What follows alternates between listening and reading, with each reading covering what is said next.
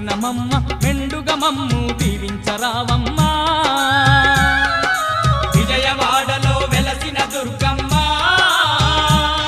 నీ పూజకు పువ్వులు తెచ్చినమమ్మ మెడలో దండలు వేసినమమ్మ మెండుగా మమ్ము దీవించరావమ్మా